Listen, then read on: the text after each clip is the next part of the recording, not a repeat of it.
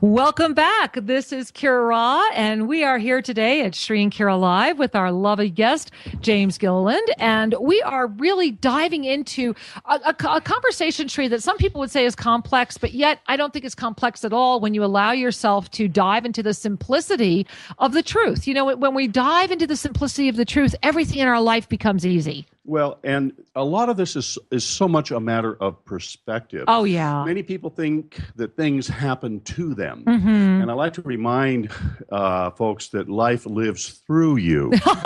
and that what's going on is there as grist for the mill, so to speak. You know, it always is. It always is. It's there to awaken us. It's there to expand us.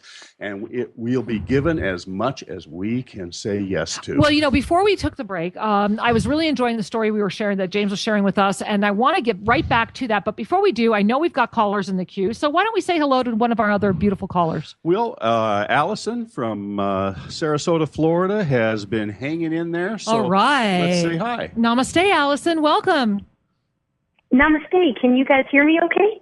We can hear you great. Welcome to the show. Oh, my God. What an honor. Truly an honor to speak to you both sort of live and in person. And I'm calling for a mini soul reading, but if I may, before I ask for that, just simply express profound gratitude for the work, for all that you two are and the work that you do. Your book, 2012 Awakening, Choosing Spiritual Enlightenment Over Armageddon, was the book 3.5 years ago that skyrocketed my own personal spiritual awakening story, which has been a tremendous, wild, but beautiful ride. And your inspiration and guidance and love and light has been oftentimes the only thing that has kept me going. So thank you so much for all that you guys do. Oh, well, it touches Angel, us to hear you. that. Thank you. And when you add the words wild and wonderful together, I know you're having an authentic trip. Then we know that you're doing it with fun and grace and ease, and that's what matters. So, yeah, you know, I'm so glad that you got a hold of us today. This was like the perfect show for you to call in and get on the air. So as you bring your hands to your heart and as you allow yourself, it's funny, they're saying, let those shoulders relax. So just relax and feel the embrace of the universe. Feel the divine embrace of the universe around you. And as you do, it's funny, they're calling me and it's so funny. At first I thought they were saying heart and then they're saying harp. And I'm like, well, what are you really saying? And this group that's around you right now is saying that you are the music of your life. And that as you are the music of your life, it is time for you to create the harmony. It is time for you to realize that you're every member of the orchestra and that it's about not waiting and just doing. They're saying that everything is lined up for you, that you've got, it's funny, I'm looking at like a room full of those dominoes. And they're pushing one and they're all just going easily. And you're just like jumping up and down and laughing and going, oh my God, oh my God. And so it's like you're at your OMG moment. It's here. Right. And it's about just accepting that without any doubt and to step that foot out and keep moving. They're also saying dive deep into the passionate center of your soul and discover the seed that is waiting to bloom, for it has germinated and it is ready now. And so I want you to take in a deep breath and let it out with a smile, because when we smile, we send a signal to the universe that we are ready, that we get it, that we are here, and let it be fun. They're saying, remember to dance. You've got all this music, dance, harmony stuff around you, Allison, so go have some fun. Oh, my gosh. Thank you so very much, you guys. Thank you. Unbelievable. Couldn't have been a more perfect message. Thank you for all your work, and I continue to be one of your greatest supporters and fans, and hope to one day meet you both in person. That will happen. I know it will. So feel our arms around you now until we get the joy of doing that in person. Many blessings, Allison. Blessings. Thank you, Angel. Namaste. Thank you. Namaste. And, you know, I just delight as we connect heart to heart with our listeners, both those that call in and those that are beaming in the moment. Oh, and those that are here in every dimensional space and time. And I'm just smiling because as we were chatting with James, and James, I'm going to put you on the spot here in a minute. Somehow I bet he can handle that, Sri.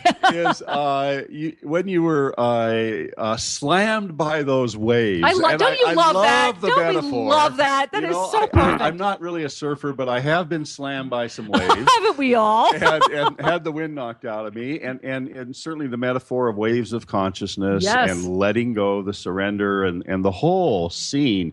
It just speaks in many levels, and I'm reminded of something that was shared with us during one of our communions that we offer monthly, and that is it was along the lines of, remember, you speak of many dimensions, but really there's one dimension with many aspects. Yeah, very true. And I'm going to offer you that as your segue, James. When you were in communion with Source, when you were in that sea of bliss of boundless energy, golden white, love it. What did you bring back with you? Was there a message that came back?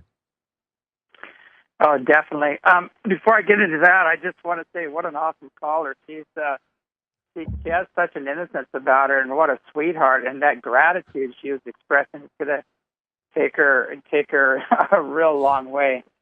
Absolutely. With that said, I just wanted agreed. to acknowledge that. But when I was in that space, the first question I asked was, "How can I stay?" And And then I got a communication came back to me, and I said, I never told one of my children when to come or go. That's free will. And so I go, wait a second, that's not the program I was taught, because I had to go to Catholic school when I was a kid. It was the only school in the desert, and they had a different program. So the next thing I asked was, how can I earn the right to stay? And the voice came back to me and said, you cannot earn what is given freely and unconditionally. And so I'm going, wait a second, this isn't, this isn't the wrathful God with the lightning bolt, and the book and the laptop taking notes, this is going to punish me if I don't. This isn't the program I was taught. So anyway, I asked it again, and I said, how can I serve? Because you're just so grateful for being in that energy. You just want to give back. And so I asked, how can I serve? And nothing happened. I was just sitting there floating in this plane of bliss, just completely blissed out. And finally, the voice came back to me and said, what do you want to do? What brings you joy? And I thought about it for a while, and, I was waiting to get the big list. You're going to have to go down and tell Billy that his dog's in heaven, and tell Bob his wife's fine, and all these things. I had this big healing list or something. There's no list. There's no list at all. It was just like, what brings you joy? And so I said, I'd like to come back to Earth and teach people about the true nature of Source, and kind of dispel some of these images that keep people from connecting. And the last words I heard were, as you wish, and I was back in the body, and one of the lifeguards there was pulling me out of the water, and he pulled me up on the bank, and then he went and started grabbing other people and pulling other people, because a lot of people were involved in this. And I kind of came to in a pool of water, the water coming out of my lungs, and with them calling my name. But the interesting thing I came back with out of that is that we're just totally loved unconditionally. Yes. And that the only thing the Source wants is for us to be happy, to follow our bliss. And the more we're in joy and following our bliss, the closer we are to God, or the Source, or whatever name you want to give it. But I think that I brought back, and the knowledge that God doesn't have an ego. It can't judge. It's like the sun. It shines on everybody evenly.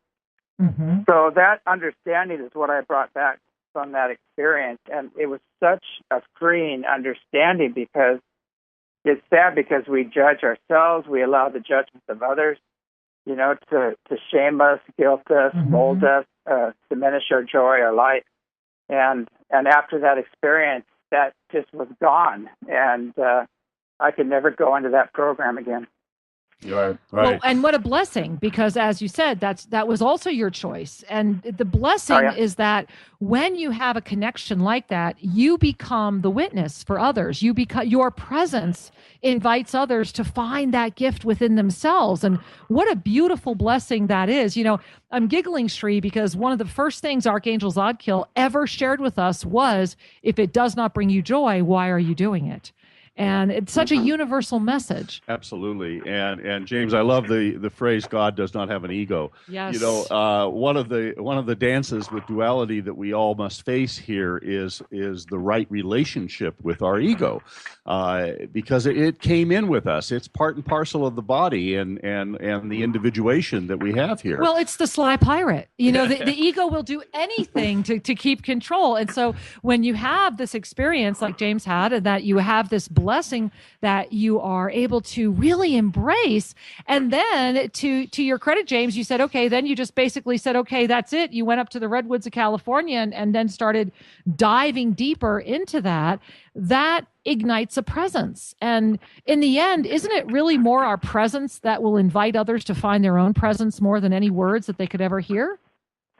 Well, exactly. One thing I learned from that is that we have the ability, through our soul, to channel the full love and joy and bliss of the source through us into every situation. And once we realize, the big cosmic joke is there is no separation and omnipresence. We just keep, living these dreams and acting as if we are separate. But once you understand that, there's really nowhere to go anymore. And Agreed. There's nothing to attain. And all you have to do is just be and let it flow and take care of what's in front of you in the moment. And that's basically, it makes your life, much easier. You're not in fear of future moments, and you're not living in the past either, and you're just dealing with things as they come. But I also feel, too, that enlightenment means to be a knowledge of all of it, the future and the past and the present, in the moment. So, a lot of people say, well, I'm just in the moment. I said, well, you ought to pay attention to future moments, because there's things coming in the future you might want to be, taking heed to, or whatever, to make sure, you or others, are in a safe space. Well, there's a lot of paradoxes in our shared world, and certainly there appear to be levels of consciousness, people living in different paradigms, different fear-based existences and such. And I'm trying to be kind as I describe this. You are being kind. and so one of the questions I would ask you is, how do you reconcile the interference energies? How do you reconcile the forces that would seek to manipulate or to dominate versus be in the enlightened space of loving and allowing? Well, one thing I had the luxury of doing was I took some courses, Teachings of Inner Christ courses, and the Tibetan Foundation, and some other classes, and studied with some yogis. And I had some extensive training in dealing with unseen negative influences, and learning to set boundaries and actually heal and move them out of my space. And I actually teach that before I teach anything else. I tell people, if you're going to expand in consciousness, you better be able to clear your space and deal with things, because, not everything is friendly out there in the unseen. Exactly. So, I've had a lot of training in that, and I use that training to deal with it. It's like in the ufology, it's sad, but in the field of ufology, they eat their own. They're always fighting and bickering, and there's a lot of competition and ego, and there's not a lot of spirit or spiritual. I'm applauding, because that's absolutely correct. That is absolutely correct. Yeah, and they totally missed the boat. And even the scientists are demanding physical proof of non-physical events, and they know there's at least 11 dimensions out there, if not more. They've agreed there's 11 dimensions. So, we're having all these. We have an interdimensional mind, and we're having these interdimensional experiences, and they're demanding, physical proof. But we do have the physical proof here as well. We have photos and videos of physical ships, doing all kinds of crazy things here, but a lot of our videos are mainly of the light ships, the higher dimensional beings, and actually masters appearing here at the ranch, because it's a vortex, it's a real high energy place. So I think it's sad that within the UFO community that they pretty much slam the door on anything non-physical, and the vast majority of the experience is non-physical. Absolutely. Yeah. Well, that's absolutely correct. And one of the things that is always going on for all of us is how to expand beyond our need to know and instead simply be present to what is. Well, and that goes back to being loved so much that it doesn't matter what the human ego jumps up and down and demands. What is greater in this harmony of the universe is this sense of energy and love.